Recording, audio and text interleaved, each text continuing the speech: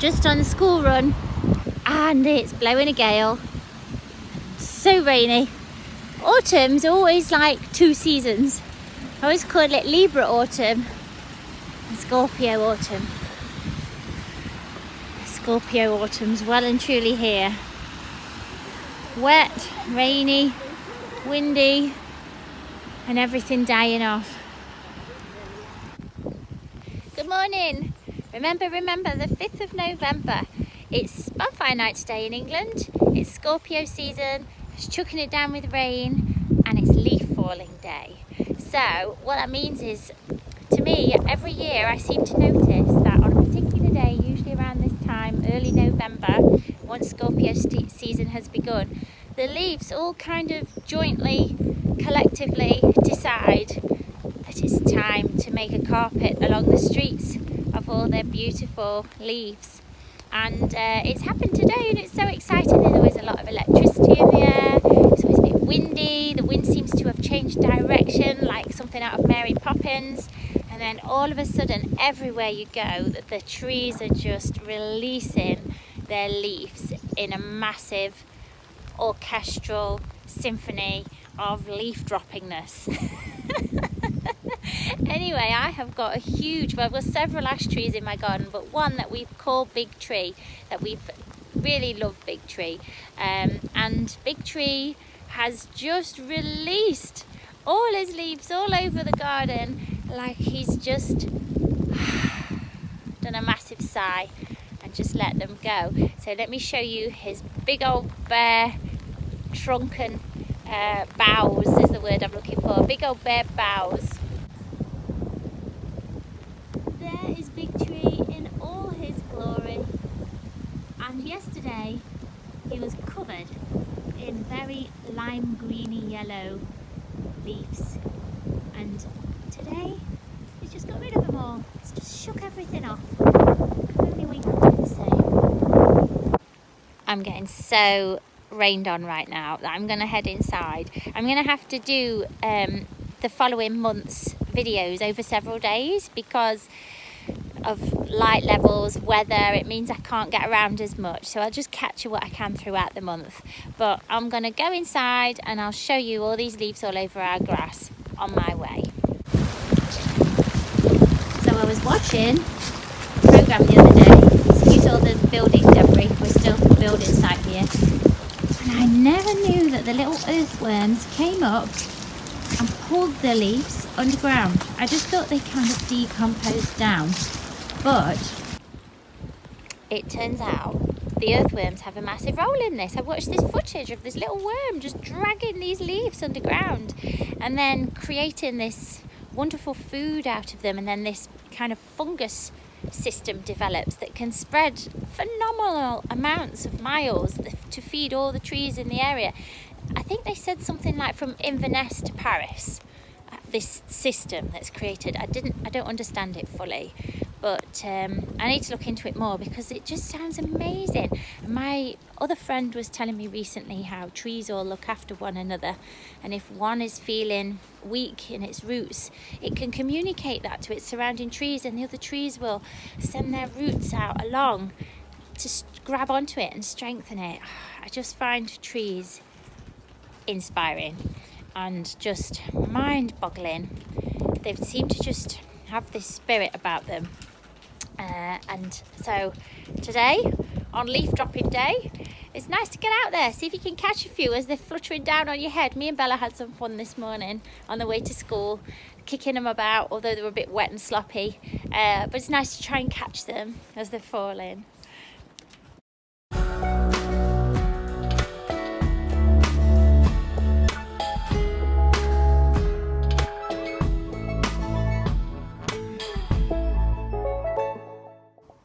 It's a cold November morning, and there's been a lot of floods in England over the past week or so. We've had so much rain, and I've dragged little one out for a little walk somewhere new today. We've joined the Woodland Trust, so we got their book, and it's told us to go to a local place called the Boney Dolls in Lamley. So here we are, but so far the pathways are a bit like this. It's welly gobbling me. I know, it is a bit of a welly gobbler. Let's have a look around the corner and see how it pans out. So we're in Lamley right now. Never been along here. Everything is a bit wet and muddy. But we can't complain too much because many villages and towns around this way have had so many flood problems. We're going to persevere up this path. Everything's all dying down now, but some plants are still having the last throes of blossom. Got some ragged robin here, as I always called it when I was little, or red campion, still flowering down there. I found giant hawthorn. Let's have a look how big it is. Oh my word, that is massive. Let me just check those leaves. Is it actually hawthorn? Yeah, it is. Yep, they are definitely hawthorns. Okay, great. Can you hold my Beauties, apple? they are. I'm switching my diet. What? I'm switching my diet from apple to hawthorn. Why don't have both? Have a cocktail. Yeah.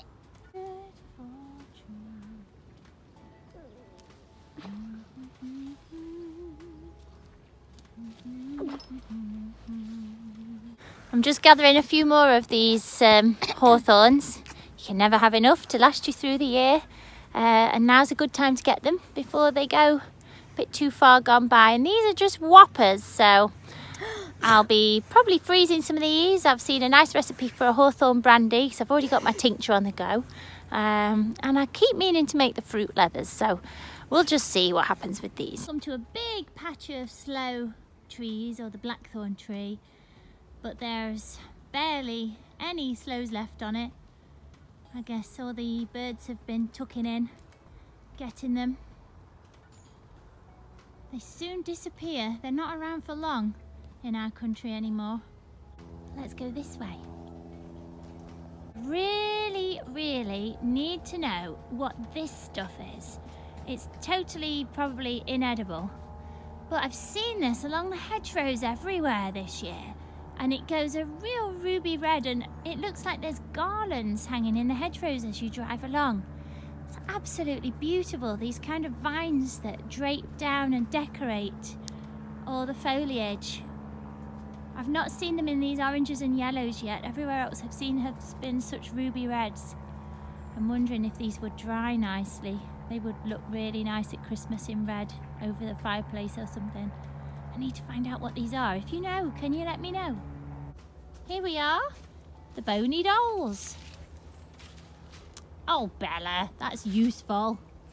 I just wanted to show you the beautiful moss growing along these trees in here.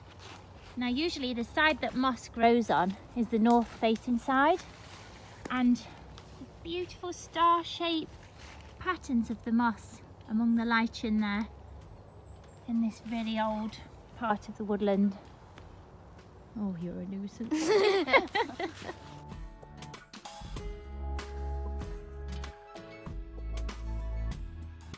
So when you see these lovely bright yellow trees with leaves shaped like this, then they are a variety of maple. And there's lots of varieties of maple. Some with larger leaves, some with very small ornamental type leaves. But the key about them is in the autumn they go this really vibrant yellow. These fungi are absolutely enormous. Bella, just put your foot next to it so we can see how big. Oh my word, and Bella's is like a size 3 in the UK. They're huge. We've just found a really nice little path. Feels like something out of an Enid Blyton book. Sorry Bella, chopped your head off then. Like we're about to go into the enchanted wood. Let me turn the camera around and then you'll see. So we're going to head into the woodland up here. Oh, I just got a right squelchy foot. It's really magical here. I always think that the hardwood woods are so much more magical than the pine ones. The pine ones feel so young. Why is there red stuff on the trees? Why indeed, Bella? It'll be something to do with managing them, whether they need to be cut or trimmed or something. That's not very nice. Why do people trim trees? Well, they have to make sure that everybody's getting enough daylight. So as the trees get big, up there, look, they're all fighting for daylight, so they have to thin woodland out a little bit to make sure the floor gets enough too, so the plants... What do they do with all the rest of it? They won't die, they'll just give it a trim. Yep. So basically trees, the bigger they are, if you chop it in half, then you can see how many years it has by how many rings it's got. So I think this tree is 1, 2, Well, it would be just 3, that branch. 4, 5, 6, 7, 8 years old. But it would just be this branch, because the whole tree down here would be another age like 78 years maybe. But trees, yew isn't known to be the population's most living tree as long, because that's been on Earth and it can last for 2,000 years, or 2,000 days. I don't know, but I can tell that this is 8 because counting its rings. So 1, 2, 3, 4, 5, 6, 7, 8.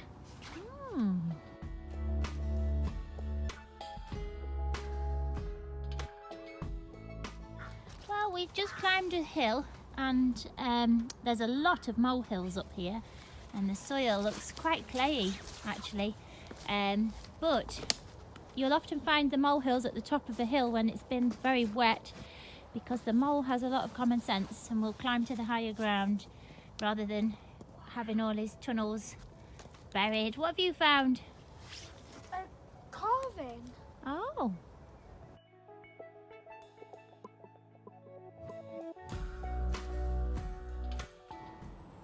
Over there, we've got a little grey squirrel having a snooze. He's ever so flat, lying on that branch, really flat, isn't he?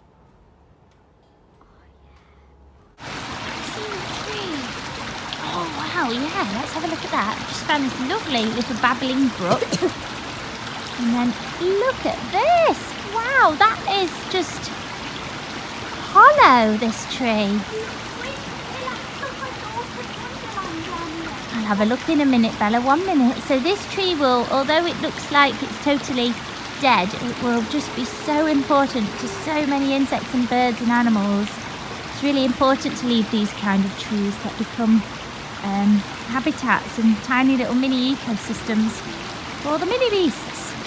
Oh yes, Bella, you're absolutely right. It does look like an autumn wonderland. It looks all. I think, you see, if you look down at the bottom, it's all wild stuff, and then it goes into a nice flow. It's like Scorpio, one of the star signs that's horrible, and it's all horrible. And then P, and then there's Cancer, the crab, which then goes into Cancer, down the bottom of the water, calm, and then the very calm goes into Pisces. I'm Pisces. I know. Right, I've got the green one. You've got the yellow one. You ready? 3, 2, 1, go! Oh no. Oh no. Oh. Where's yours?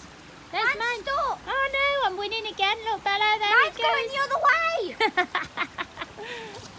Let's have a look. Here we go. There. Oh, I'm sorry, Bella. It's 2-1 to me. All right. Last one.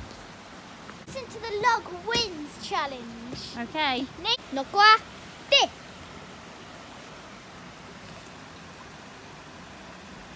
I'm winning. You are. Mine's just hanging about there. Let's see. Are you going to get to the log?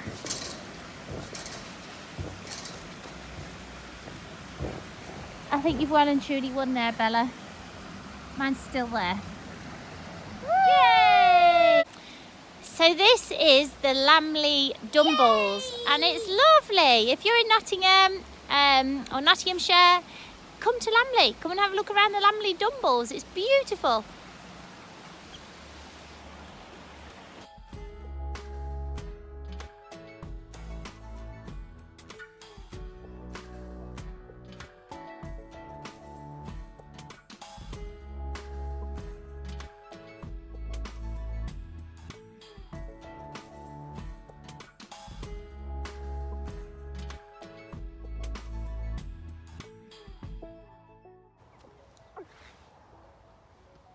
spit the stones out.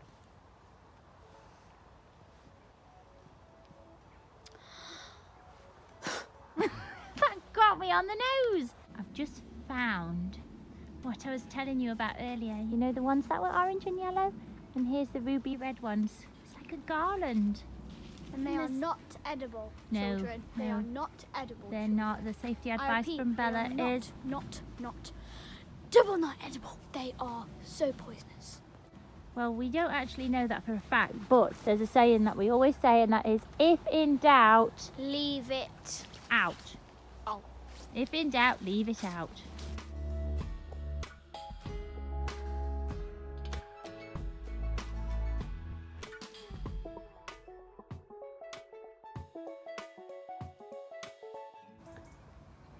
There's still quite an abundance of rose hips out and about, and depending where you are, some of them are still quite firm.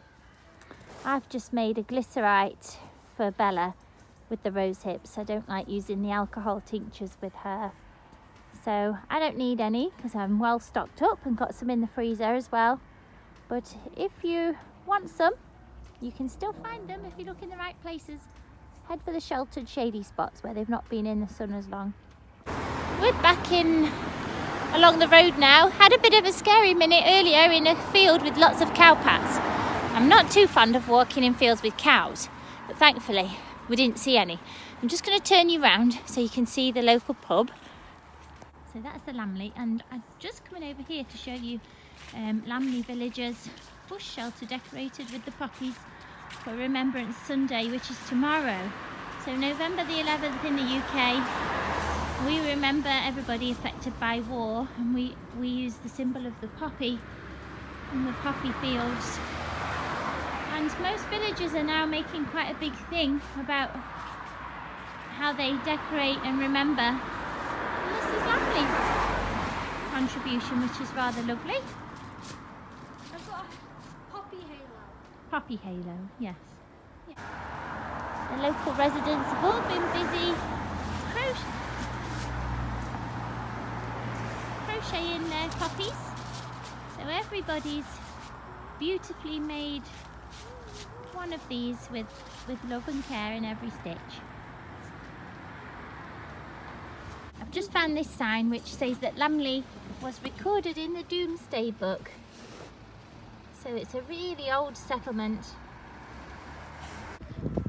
We've meandered on now, and where I live in Nottinghamshire, historically, there's an awful lot of mining, pits, coal mining, and they got closed down many years ago now. And there's been a lot of work to re-landscape the old pit tops. And I'm on Gedling pit top at the minute, which has been made into a really nice country park. I'll show you.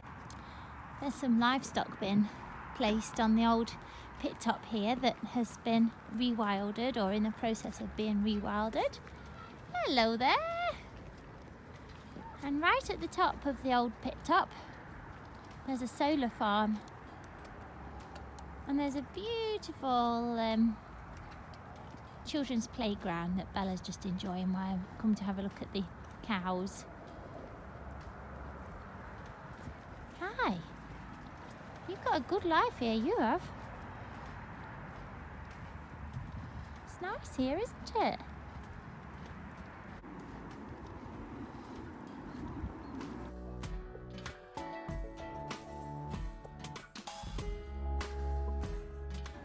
There's a lot of lovely butterfly and bee friendly, nature friendly things been planted here. Here's some teasel, and there's a lot of signs and information for the children about plants to spot. I've never been here before, but I'll be back in the summer to look for the orchids and things.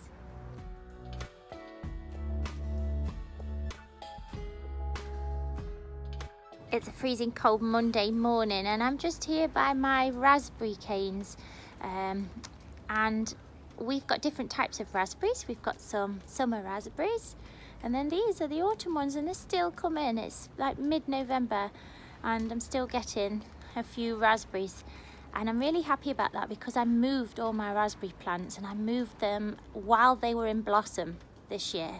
and they survived and they continued to fruit. They're so hardy. So I'm really proud of my raspberries this year for doing so well and adjusting to the move. So what I've been doing with these, actually, the autumn raspberries, because I don't get much of a chance to do anything with the summer raspberries because Bella will just eat them all off the plant. But she's not out here so much during the winter, so I get a chance to gather them a bit more. But I'm preparing some Christmas presents, and I've been making some raspberry gin for people this year. And it's so simple. You just get your gin bottle and you plop your raspberries in. You might need to take a bit of the gin out so that you can fit everything in. You plop your raspberries in and then pour sugar in, just enough to cover them, and keep shaking it, and it goes the most gorgeous cerise colour, or raspberry colour actually, and it will flavour the gin really nicely. So that's a nice little gift idea that you can do. I've also done some sloe gin this year. I've done some rhubarb gin. So it's usually well received at Christmas time. And then every time I see a new raspberry, I just take them off and plop them in and add them. So yeah, fruit gin's really easy, nice present to make.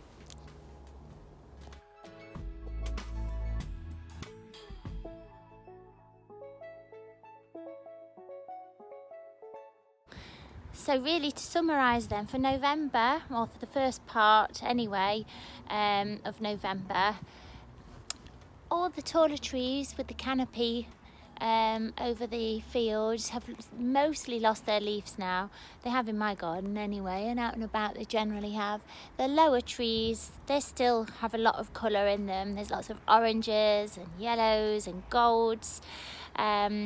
Certain flowers are trying to have one last final swan song before they bed down for the winter. We've got lots of migrating birds coming over at the minute. I just saw a whole flock of redwings go over a moment ago. Too fast for me to capture, unfortunately. My big tree is on the top of a really big hill where we live. We're really high up. There's nothing between us and the Ural Mountains in Russia. So I get a lot of birds just coming for a quick rest in that tree. So they never stay long. You've got to be super quick to catch them. So I had a waxwing once, which was awesome. And I do get all sorts of migrating birds have a quick rest there. So field fares as well. And I haven't seen any geese on their travels for a while. That was mainly last month. But all the hibernating animals will be starting to bed down soon after they've done all their foraging for their little stores.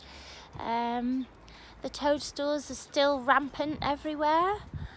So I'm going to leave November there. What's the date today? It's the 11th. It's the 11th of November today. I'm going to leave it there as things slow down. So do I. Less walking.